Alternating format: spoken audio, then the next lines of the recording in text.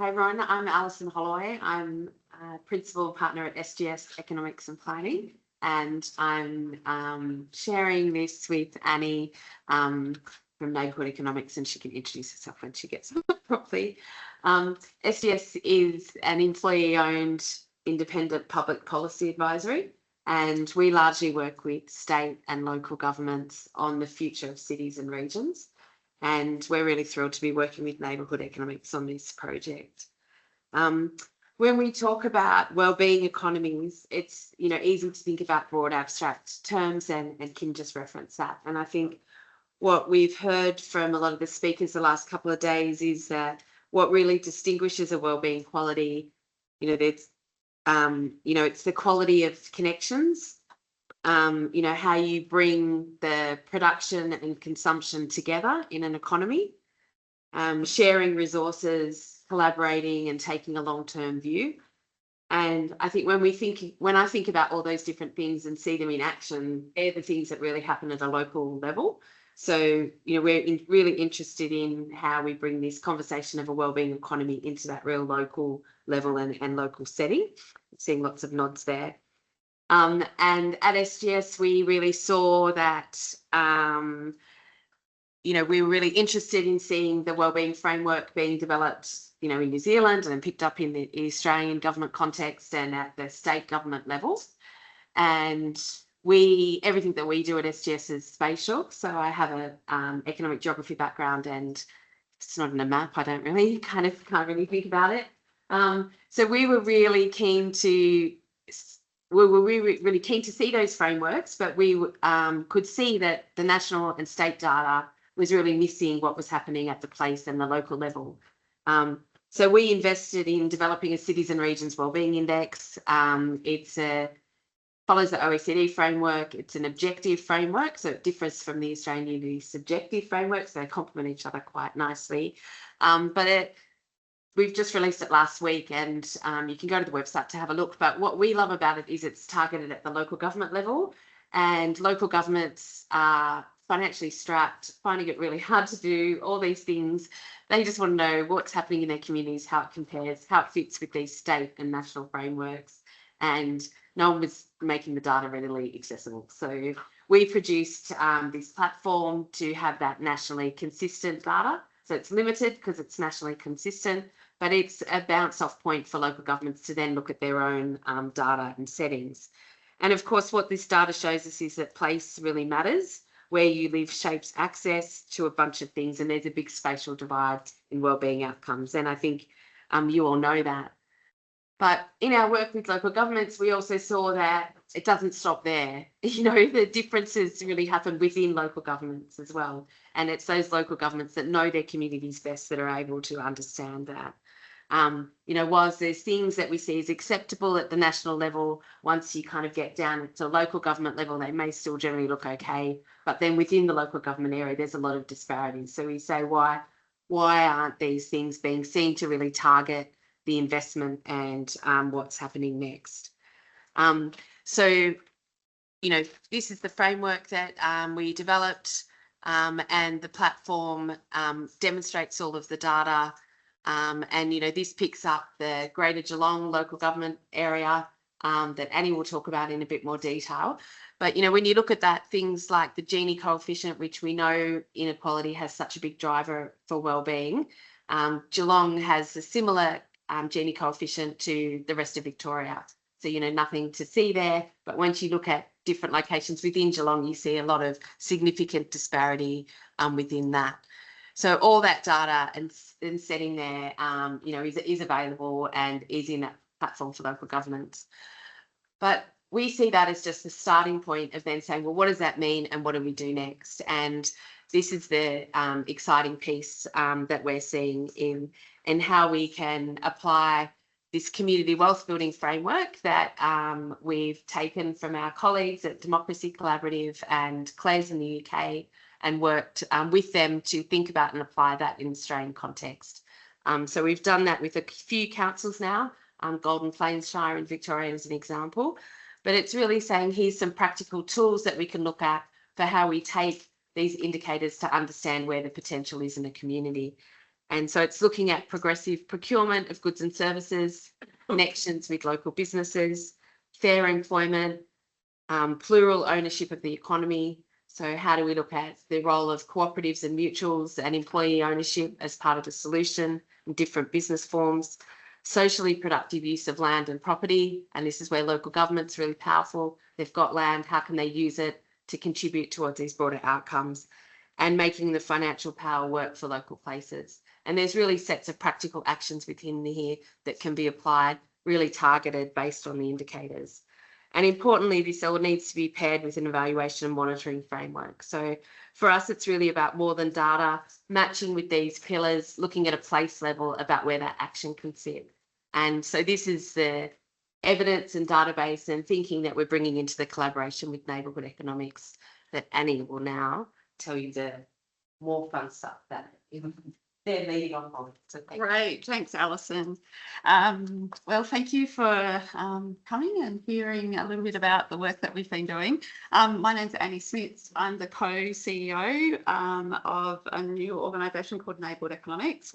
My co-founder is sitting up the back there, Bill. And so what we are about is taking all of the conversation that we've been having this last day and a half and trying to work out what that means on the ground, because we've had some pretty high level policy and there's been lots of data flying around the room and all sorts of stuff, but Bill and I are trying to work out how do you take that and what does that mean in a place? And we're particularly interested in places of disadvantage. So neighbourhood economics exists for the economic wellbeing of Australia's most disadvantaged places. And it's our observation that disadvantage gets stuck in postcodes. You can look around the country and there you can map different communities and where postcodes get stuck, where disadvantage gets stuck, not postcodes. One of those postcodes is 3214, which is our current focus, which is in the northern suburbs of Geelong in two communities, or three suburbs called Norlane, Corio and North Shore. And so our focus is in that postcode of 3214, Norlane and Corio. And what I thought I'd do today is just give you a little bit of a picture of that community and talk about some of the work we've been doing with SGS and where we think this is going. So are we okay with that? Great. I probably should move the slide. And so the region of that northern suburbs of Geelong, that region has seen unprecedented growth, and this is some of what not that region, the whole region of Geelong has seen unprecedented growth over the last sort of 20 years. And this is some of what Alison was saying, and we heard yesterday, is when you look at just a region or a Geelong as a geography, you go, okay, tick, they're doing okay. But when you drill down and look at different communities, you see very different things. We need to be careful with how we're thinking about how some of that data plays. But the region's seen unprecedented growth. And yet Norlane and Corio were once the engine rooms of post-war prosperity, having Ford and Shell and multiple other businesses from those supply chains calling them home. And there was this real genuine sense of Ford actually built houses for the workers in those communities. But there's this shift that has happened over the last 20 or so years. And today that industry has moved, leaving those places behind. And there's been a change behaviour in how business has activated in those places, which I'll talk to a little bit. So just to give you a picture, I'm not going to bore you with stats, but just a few little pieces so you get a little bit of a picture of these places. So Norlane is Victoria's #1 most disadvantaged place, and Corio is #4 according to the CEFA data. So we have skyrocketing unemployment, we have concentration of social housing. I can't remember the stat, Alison, you might be able to remind me, but it's something like 35 to 40% of Geelong's social housing is in Norlane. Bill's nodding his head, so I've got the stat right. And so I just want to make a comment about statistics. So sometimes we can sit with all of those numbers and statistics, but I want to make some comments about the neighbourhood. Those neighbourhoods once powered national prosperity, and they've been left behind in transition, or the people have been left behind in transition. Let's be clear, there's still a functioning economy there, which we'll talk to. But these places also are where people live, raise their children, have hopes and aspirations for the future, and yet they're locked out, excluded, and being forgotten. For decades, we've observed place-based work and the rise of place-based work, and its focus on health, education, community activation, community development, but rarely with an economic lens. And this is part of Bill's and my theory around, if we don't begin to address our local economy, will we actually dislodge disadvantage in places like Norlane and Corio? So the question that we're asking is, what would it take to reimagine and build local economies that dislodge entrenched disadvantage? So we've teamed up with the team at SGS, Alison and the team, to look at an economic map of that region and to think about and look at the economic opportunities. Oh, I've got 2 minutes. Okay, I've got to talk really, really, really fast then. Okay, to look at the economic opportunities that exist in Norlane and Corio. Typically what happens with economic development strategies, they're constructed, and these neighbourhoods often get ignored and put in a too hard basket. And so the work that we've been doing with Alison and the team has looked at how do we centre those communities. So really flip the thinking on its head. So let's not ignore them, let's centre them, but we're still functioning within a broader region. And we've combined data, deep listening, business interviews, local stories, mapping of assets, ownership. There's a whole stack of work that's been going on there. We're only halfway through this work, but there are definitely a number of learnings and findings that we are learning together. And so in a very unsophisticated way, I'm just going to say it like this. There's a deep, deep challenge, and it's dark and serious. The challenge has been brewing over many, many, many, many years. It's riddled with injustice and it's bloody unfair. The future opportunities that often get talked about in that region, and there's a myriad of reports that the SGS team and Bill and I have been reading to sort of understand, and economic opportunities. And there's this assumption that these opportunities will just flow into this place. And when we've assessed those, really what's come up is that they are not opportunities for residents of Norlane and Corio. And without serious intervention, the gap of inequality is only going to widen in years to come. There's also a number of, there's a number of challenges and opportunities that have been identified. There's, Bill and I have been visiting local businesses in those postcodes and interviewing them, and there's some really interesting things emerging as part of that. There's the first challenge is there's a completely disconnected economy. So there is an economy in place. It is thriving, but it has left the people of Norlane and Corio behind. Ownership, profits, disengaged landlords, job flows, all extracted out. It's really interesting because I've read about extraction for years, but to see it so black and white as we have over the last couple of months in the work has been really, really stark. Disconnected policy and economic development, and I've already sort of commented on that.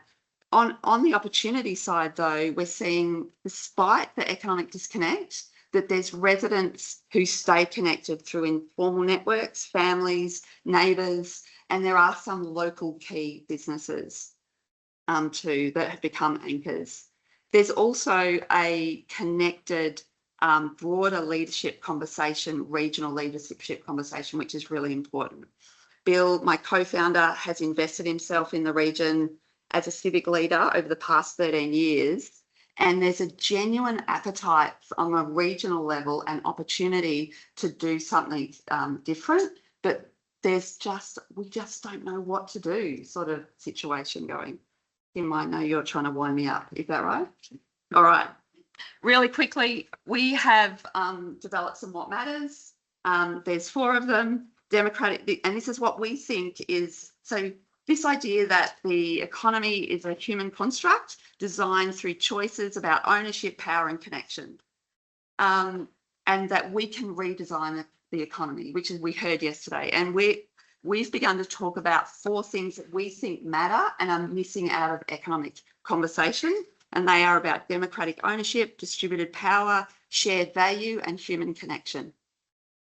I'm going to throw that whole bit out and I'm going to finish with this. Okay. So I want you to imagine with me an economy where belonging is the balance sheet, power, ownership and connection sit in the hands of many and not a few, where value flows through the neighbourhood, not away from it, where well-being isn't the goal at the end of growth, it's a starting point for everything we build next. Thank you. We can go back. So let's just start here. This is a lovely place to start. So I want to start by acknowledging the country that we're on today and all across Australia where our team is based. I'm actually from Aotearoa, New Zealand, coming across the shores today. But really, as part of that acknowledgement, for tens of thousands of years, Indigenous peoples have had conceptions of well-being and ways of working and practices of establishing well-being for people and place. And a lot of our framework at Hoover Social pays great debt to that and the way that we think about that and the way that we continually refine our framework as well. So as part of that acknowledgement, I extend that particularly to Aboriginal and Torres Strait Islanders and how they are peoples and how they continue to inform our work. So I'm Michelle Macaskill, I'm the CEO of Hoover Social.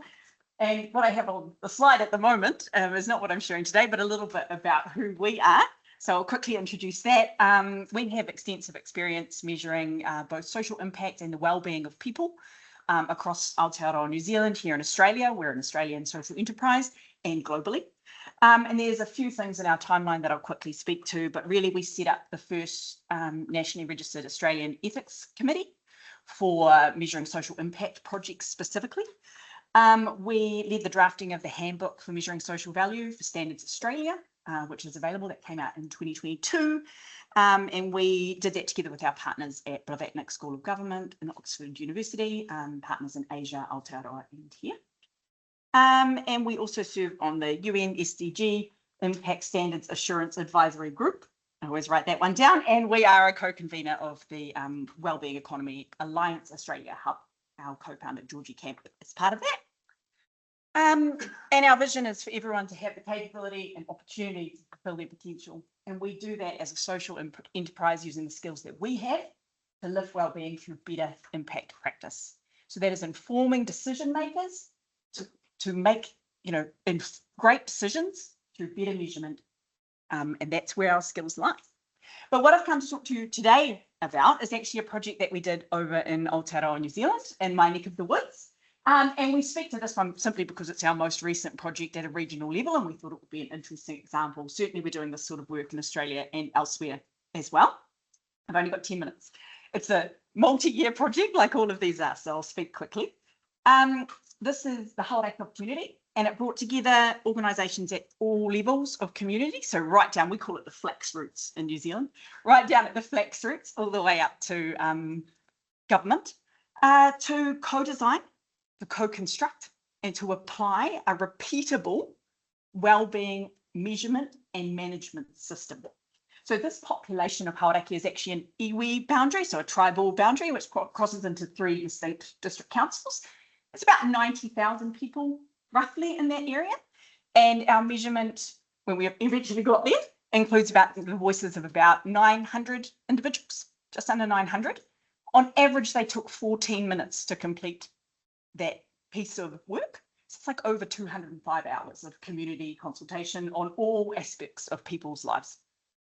The project was born to respond to challenges around regional data and the lack of granularity in data for particularly regional and rural decision makers.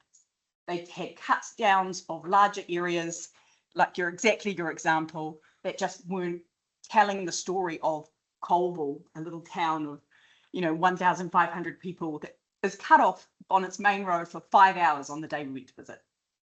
They need that data to tell their story, and advocate for themselves. So over 2 years, we did lots of things. I've tried to summarize the deliverables, but essentially we delivered a framework and tools to conduct measurement longitudinally and at scale. We delivered a full data set for research and community partners, but then for people who didn't have that capability, we also delivered technical reports and unpacked all the findings for them and recorded that so they can continue to learn. And we built local capability, both in terms of impact measurement and ethical data collection, so that we could do that across the community. Highlights of the approach. Number one, it uses subjective wellbeing evaluation to identify priority needs. So this focus on subjective wellbeing is both the second principle of the handbook that we led the drafting on, and it's also part of our way of working at Hoover Social. So we recognise that wellbeing is ultimately something that we experience. So therefore, an assessment of someone's overall wellbeing is best done by the people themselves. So it must be subjective. Subjective wellbeing provides an overall system to measure someone's life. It enables us to measure the net effect of initiatives, and it goes beyond outcomes. I have a slide. Let's make that more helpful. It goes beyond outcomes, recognising progress in one area may be at the expense of other aspects of people's lives. Within the Hauraki opportunity, we use this to reveal the drivers and influences for wellbeing for the community as a collective, but also as subgroups within that. And there were 4 particular ones that we did in this example, making sure that then the priorities that came out were actually informed by the people themselves and not by the interpretation or influences of outsiders or politics or cultural norms. So elevating their voices to inform strategy. And this is not just us. This is at Hoover Social, or indeed in Australia. The OECD just released updated guidelines for measuring subjective wellbeing. And to paraphrase, subjective measures, particularly subjective wellbeing, is able to shed a light on trends that may diverge from other measures of progress in very meaningful ways. Quickly race through the other ones. So number 2, we were able to produce a hyper-local data set. So as I said, that example of Colville, the team there now has access to this data and is working their way through it to tell the story of what it is that they require. Subjective, it's also comparable yet unique to place, because subjective wellbeing can be compared across these different communities in the Waikato, of which Hauraki is just one. Number 3, this model of collective design and implementation has allowed decision makers to get the answers to the questions they can't ask, because then they are responsible for what's happening there. So our councils were able to ask questions of people living outside of the area, of education, of different factors in people's lives, so that they can be informed in their work, yet not responsible for that overall piece. Number 4, cross and inter-district and inter-sector collaboration is really supported through this approach, rather than we're fighting for the same funding, we're actually all together for the same goal. And because it was very collaborative throughout, that was really helpful. Also important for reducing duplication of effort and services across an area. And we had a really targeted grassroots up approach. So ensuring that voices, all of our effort in terms of us at Hoover Social and facilitation, was for voices that were less heard from in typical consulting, because we knew that we would hear those voices. So that was, those voices are front and centre in the data set that we have. I do have a webinar coming up on the 6th of November if people are interested in that process. We're just going to be unpacking that for those who are. And number 6, it supports advocacy and decision making for organisations at all levels. So it's about having fit for purpose deliverables so that people at those grassroots can actually use the data, as well as those who have the capability to both analyse it and interpret it responsibly. My last slide. So I think what the opportunity is for Australia, I think there's an opportunity right now to lead the world quite genuinely with measurement that really leaves no one behind. You know, the conversations that we're there, we're really considering what those outcomes are. It's built on that momentum with the measurement system that has that acquired level of granularity that actually supports you to make the decisions that you need to make. And so co-designing the goals are great. And to add to that, it's a measurement approach that builds on what exists, is hyperlocal and comparable, scalable, flexible, so it meets the needs of really varied stakeholders, secure, trusted, strength-based, and empowering for communities. And that's both in terms of its process and the deliverables.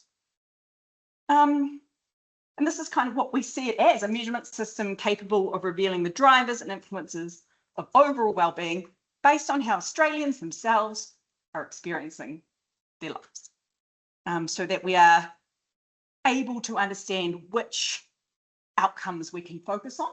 If you have a number of outcomes that are all low, where do we put that attention? If we can use subjective wellbeing evaluation, it can help us to guide that path forward.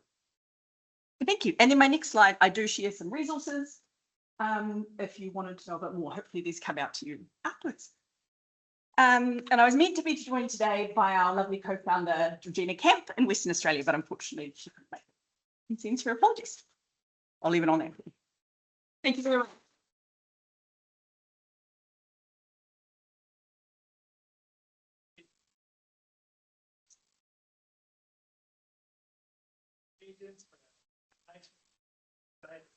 Based on well-measured, well-tracked understandings of what actually added to our subjective well-being. That would cut politics would be unnecessary in that term. We did bring politics along for the No, ride. we need it. But look, it's just a different framing, isn't it? Of how we make decisions and what we make and what information we make that decision based on. I think so. We're looking at sort of community adaptation here, transitions. There's a tool here, subjective wellbeing. I'm really quite keen to hear from Jodie, who's a psychologist. No, you're not. No, you have Background in psychology. Background in psychology. But because the end point of all this really is an improvement in that subjective wellbeing. When we can talk about system change, we can talk about wellbeing economies really. It's trite to say at this point, the economic activity really is one means towards that end. It's never an end in itself, contrary to what the Treasurers think. But here we are really right at that end, which is really, as we heard earlier today, I think positive mental health, which is a really nice way of naming it. So beautiful. Jodie, tell us your story about bringing that to a small community. Thank you, Kim. It was in COVID. And so most of you will remember early in 2020 when the first lockdown happened, and you will probably remember where you were in that moment and how you felt. I was literally. So we were on a trip around Australia in a caravan with our family. We'd packed up our life and we were living the dream, quite literally. We got a knock on our caravan door at 5 o'clock in the evening, and they told us, you need to leave the state. You have 24 hours, every state park, every caravan park, everywhere that you can put your caravan is going to be shut tomorrow. You need to head to Devonport. We have this huge holding area, like a pen, for all of you island, offshore people to head back to the mainland.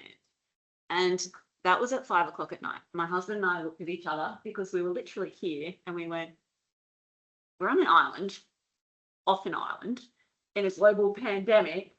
We're not going anywhere. And so we got real busy and we wrote letters to literally everybody in this tiny community of St Helens. So if any of you know Tasmania, it's on the northeast corner and it's a beautiful, beautiful place. By 9 o'clock the next morning, I was standing at the skate park with my son in my daggy jeans. I hadn't showered probably in at least a couple of days, smelling like smoke. And I got a phone call from the council, which coincidentally is across the road. And they said, we think we might have something for you. I said, oh, fantastic, let's talk. Where are you? And I'm like, well, I'm at the skate park. And they said, I'll send the general manager over. And so the general manager literally walked across the road, and this is a serendipity, right? He walked across the road and he understood that we were going to face this huge mental health challenge.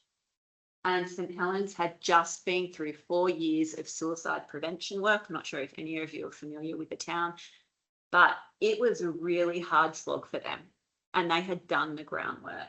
And so this beautiful serendipity of me landing in this place just after I'd finished my master's in applied positive psychology, and I was super excited to be here. And so I should mention the project was developed in collaboration with a bunch of beautiful people, all with positive psychology backgrounds, and that was the lens that we came at it from.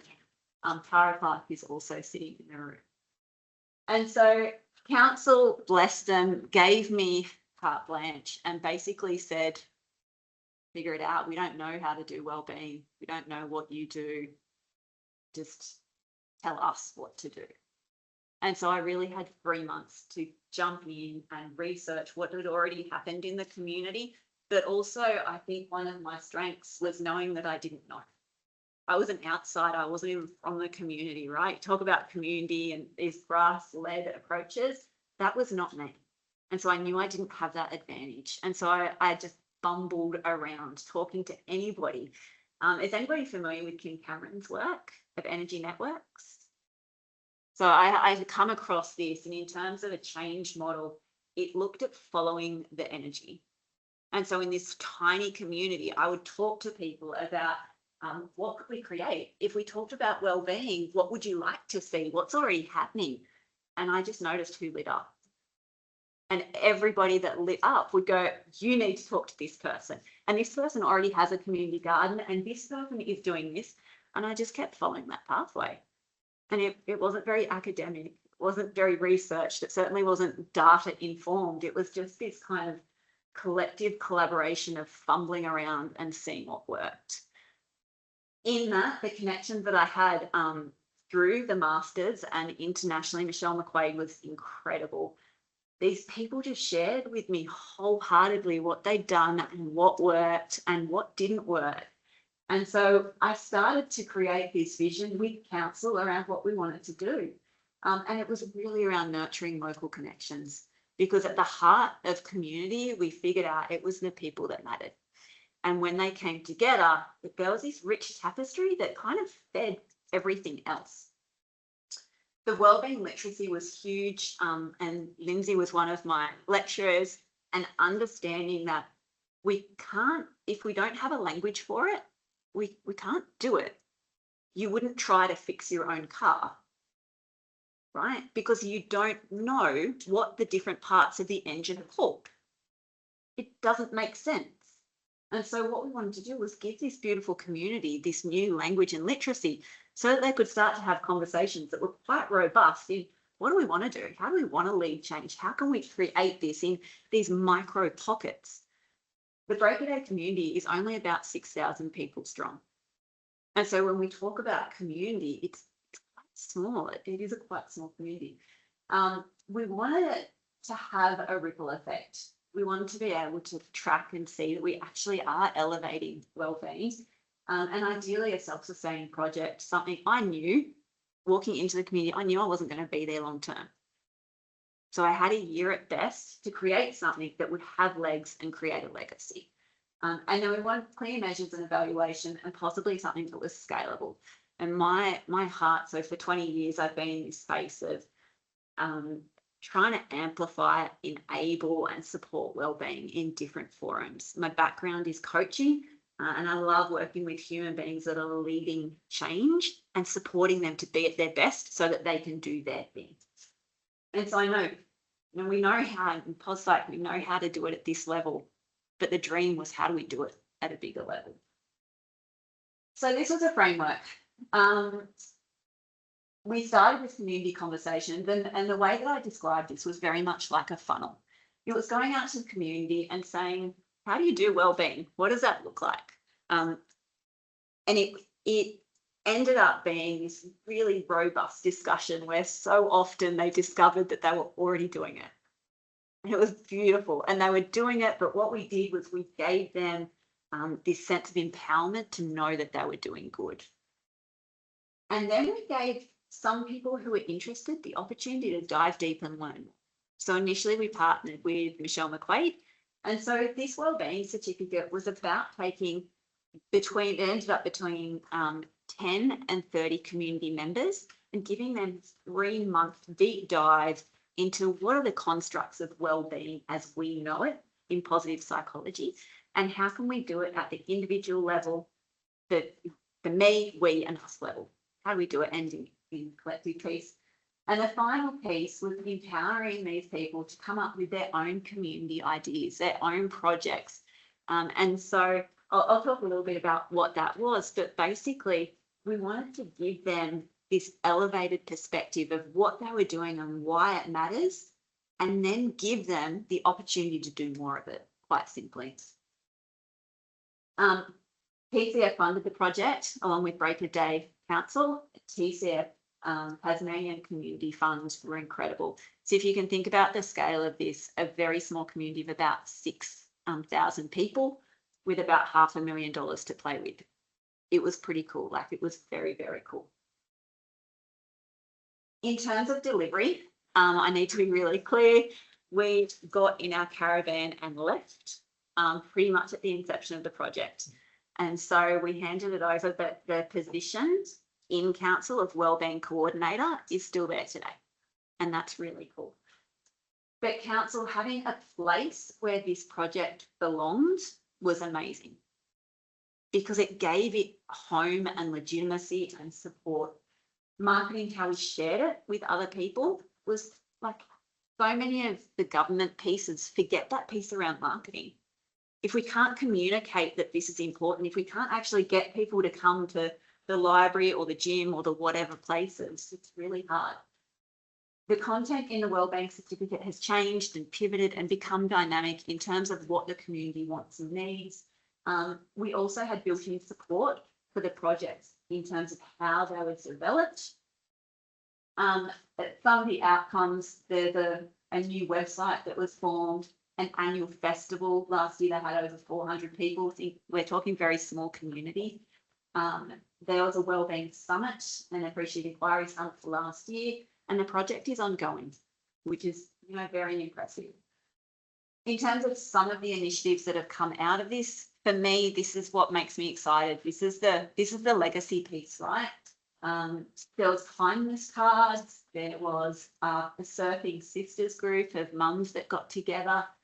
All of these micro initiatives were these beautiful ideas that were kind of bubbling away and didn't have a place to land. And what this project did was it gave them a place to land, and it gave them a home, and it legitimized this purpose of well-being is important. Now, what we've found is all of these people identify as wellbeing champions. And in a tiny community, if you can think about these people now having an understanding of what wellbeing is and how to do it for themselves and other people. There's over 50 people in this tiny community that now go, wellbeing is important and we're going to do more of it. And that's cool. So in terms of outcomes, we nailed the local connection piece. People got it, they loved it. It gave them an opportunity to come together. We definitely built wellbeing literacy. We created a rippling effect and improved wellbeing. It is self-sustaining because the council still owns it, which is really cool. In terms of the clear measures and evaluation and it being scalable, you know, it's there, but I can't wholeheartedly tick those boxes. At the end of the day, that tiny community gained just incredible value. They got so much value out of this project, but we haven't scaled it yet. But the message today that I want to leave with you is that local government is actually beautifully placed to do this work, to bring together these disparate siloed pieces. And if local government is empowered and given the tools and the wellbeing literacy, then I think they can potentially create magic in this. So, thank you.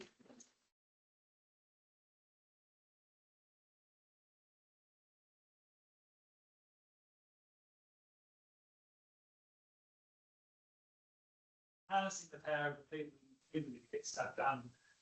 And yes, that takes funding, and yes, it takes some coordination, but the resources, those passionate people resources are there. Just need a bit of that sort of pushing out. So we've got about 9 or 10 minutes for questions. I reckon. Thank you, Mel. That's but we do have some online. Hello, people online. I don't have any questions on Slido, but if you do want to pop something in online, then I will see it. I've got one in here. Are there any questions from people in the audience? I've got one thing that I'd like to ask everybody, but I'll pop it over here. Not only at this time. Yeah, there's one. Yes. To Alison and Annie, probably Annie more so. So I actually worked in Corio for 10 years, but I worked at Geelong Grammar School, which is probably the wealthiest, one of the wealthiest, if not the wealthiest, most expensive boarding schools in Australia, smack bang between what was Shell Refinery and landfill on Corio Bay, Lyme Burners Bay, very smelly area. And I just wonder, and also, you know, that area, so you've got Norlane, Corio, and then Rippleside, there's like that piece of grass between where you've got the most expensive real estate in Geelong. I'm just wondering, in terms of data collection and using that postcode of 3214, how does that impact your data collection? And also, what did you glean from the community, or what are you learning from the community about perhaps what that does to the dynamic of a community or the identity to have? That's quite an unusual sort of setup. Yeah. On the data. No, there are some pieces in. So there were pieces in the data that were skewed because of that situation and being chipping at the point that you wanted to. So there were pieces that were skewed, and we had to like think about that and be careful with that, because in reference to the age demographic and different things, and so we have thought about that. Yeah, it's a massive. What's the word? You've got Victoria's #1 low on the CEPA data. Yeah. It's the lowest socioeconomic community, and right in the middle of that, on the edges of that, you've got one of the Australia's most privileged places or schools. And yeah, so it's a massive anomaly. The question on data, what was the second part of the question? Yeah, I'm still also wondering anecdotally how that affects people's connection with their place, like, you know, people that live in Norlane and Corio. How does that make them feel? Did you learn anything about that? So I'm jumping in. Yeah, that's right. CEO with Eddie at Neighbourhood. I live in Geelong.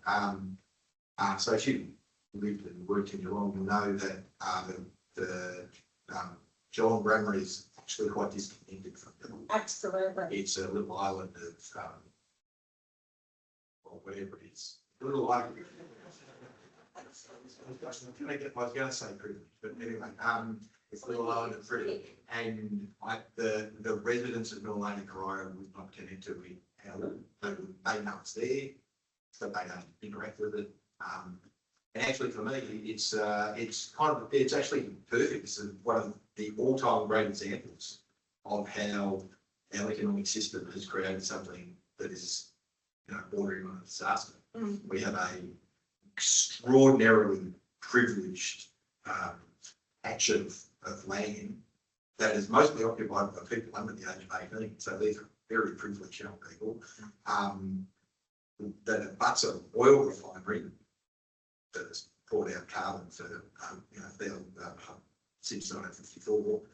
That is in the most disadvantaged place in the state. So I mean, these are the examples, the perfect microcosm of the trauma that we haven't and we haven't shared value properly, and that the value created by that oil refinery, lots of economic value created by that oil refinery in that place hasn't been shared. So, yeah. Got a couple of other questions. One, a good one from Melissa. This is we're getting towards sort of building in some takeaways here. Melissa asks, what does evaluation and learning look like in each of these projects? Anybody got any comments on that? Yeah, I can talk to that. Yeah. So I need to be clear that we are like 7 months old, right?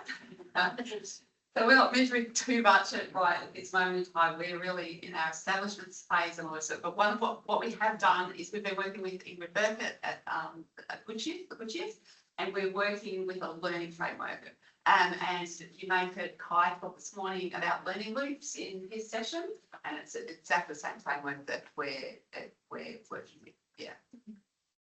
It's kind of a tricky question Yeah. for what I posed, because actually that would be of our own, because the entire thing that I talked about was a measurement framework or a measurement system.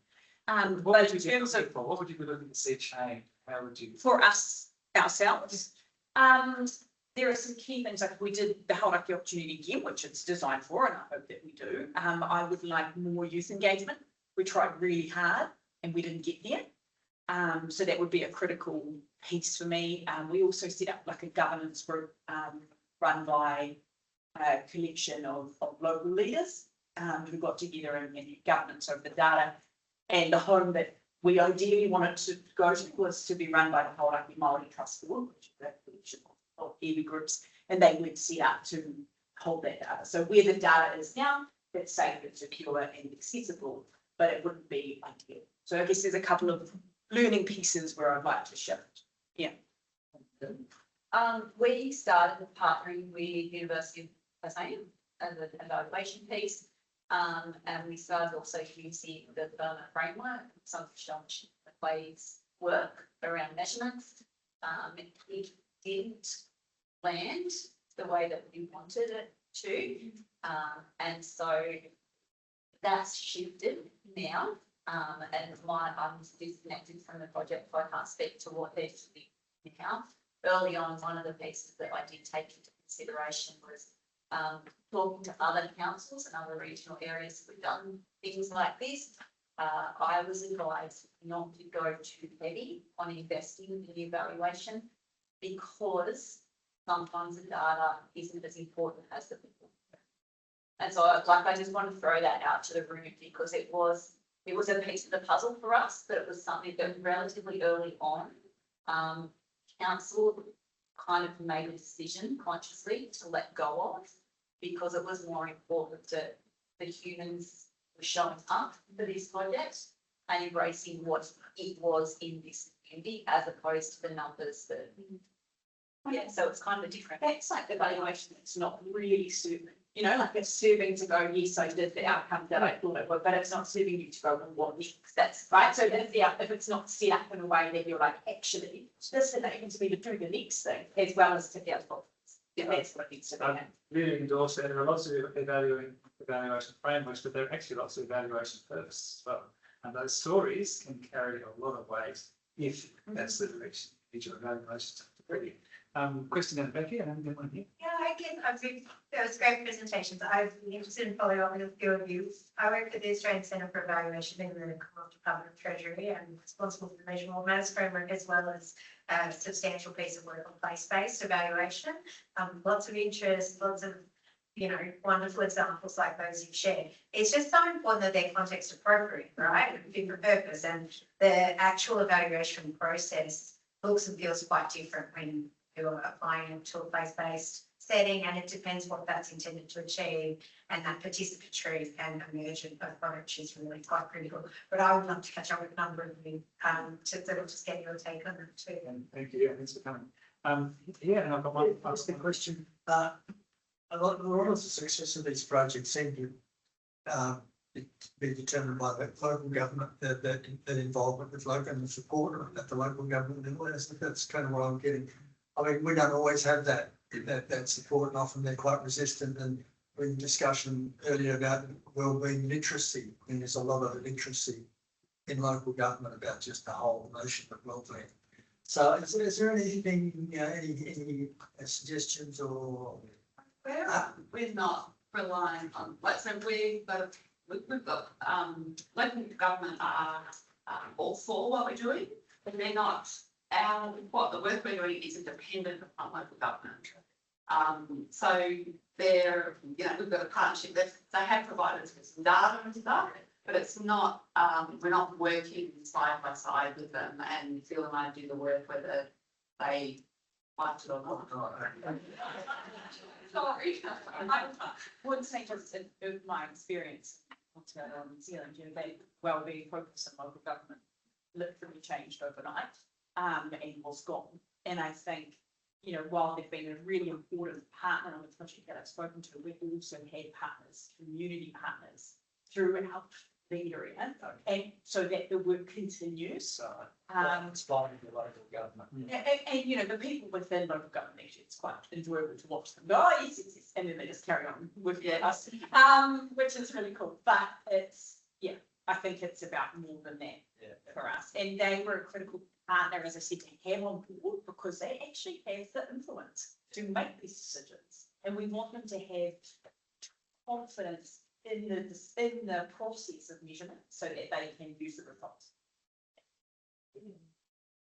Oh, look, I guess in answer to that, my home is South Coast New South Wales, and I've been banging on doors for 3 years, and I've got nobody that's gone, yes, we need community wellbeing. And so that's, you know, I believe that it's possible. I believe that it can happen. Is it happening? I think it's a matter of timing. I've got a question I want to follow up with. I know we're at time, but I've got one last question to really build on that really nicely. Just in my experience, you've got two options. You've got your pressure from the outside option, or it's the what's in it for them, and make their lives easier. If we do this together, it'll make your life easier as members, council person. Take the part of this resistance. My last question, and I know I'm going to hold you up with you, but it really relates. You all presented really good stories, really strong, really clear stories. I've worked in a lot of rural communities. I suspect you've got some scars from some of this work. That's probably well hidden, that's fine. But in relation to the reality of that sort of stuff, because it may not have always been plain sailing, I guess that's not coming out. It may have been, but it may not have been. What, if it hasn't been, this relates to your question, what are some of the ingredients for getting other people excited about the kind of work that you've been wanting to do and succeeding to get off the ground in this place? What are some of the ingredients that you might work with to get other people excited and come on a journey with you? I'm happy to jump in. Yes. For me, it speaks to Kim Cameron's work about energy networks. Yes, that was lovely. And I literally just, some people I would, and I had the capacity to make the coffee, right? This tiny community. And some people would light up, and some people would go, you've done that. I'm like, okay, cool, you're a dead end.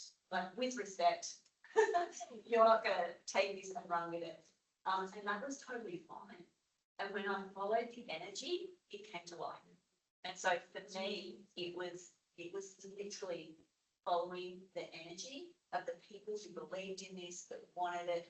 And sometimes, you know, you need to be proactive in speaking that language. So if you're speaking to counsellors as opposed to the foot approach, you need to speak the language, right? But if you can get people on board and find those energy centres in the community and harness that and bring them together, it's like that magic. That's the recipe. Exactly that relationship. Yeah, and taking the time to commit to being there and getting to know people. And then also, maybe I say it slightly differently, but the people that are not interested, I think maybe they'll just wait and see. Okay, they'll join me next time. Yeah. You know, like maybe I want to see the proof in the pudding and I can come up with that.